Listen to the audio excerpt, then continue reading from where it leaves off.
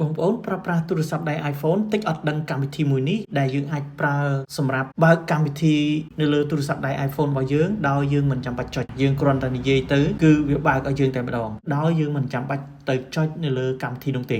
ចង់ដឹងថាកម្មវិធីនោះជាកម្មវិធីអ្វីយើងចូលទៅទស្សនាវីដេអូនេះទាំងអស់គ្នា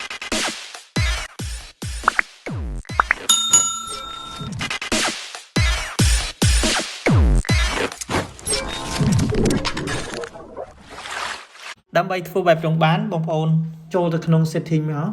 បន្ទាប់មកបងប្អូន scroll ចុះមកក្រោមបងប្អូនយកពាក្យ series រួចហើយបងប្អូនទៅរើសនេះភាសាអញ្ចឹង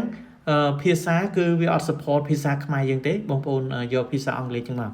បាទរួចហើយបងប្អូនទៅចូលកន្លែង talk to series នេះបាទ talk to series បងប្អូនចុចយកខាងលើនេះបាទចុចយកខាងលើនេះជាធម្មតាបើបងប្អូនអត់ធ្លាប់ប្រើទេវានៅខាងកន្លែង off នេះបាទអញ្ចឹងបើបងប្អូនចង់ប្រើវាបងប្អូនចុចយកខាងលើនេះមកបាទយកខាងលើនេះបាទយើងបន្តទៀតចុច continue ទៀតមកបាទ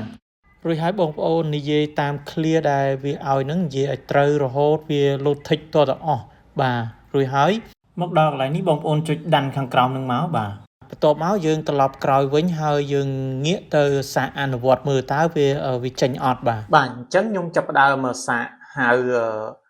កម្មវិធីឲ្យទូរស័ព្ទដៃ iPhone របស់យើងនឹងបើកឲ្យយើងបាទ Siri open calendar yes មួយទៀត Hi Siri open calculator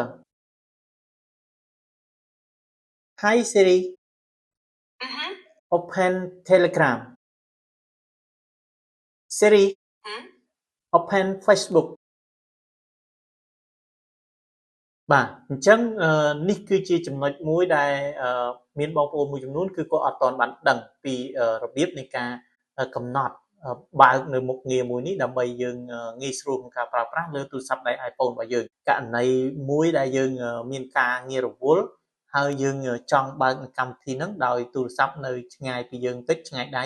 អញ្ចឹងយើងអាចនិយាយជាសំឡេងឲ្យទូរស័ព្ទដៃរបស់យើងហ្នឹងបើកឲ្យយើងបាន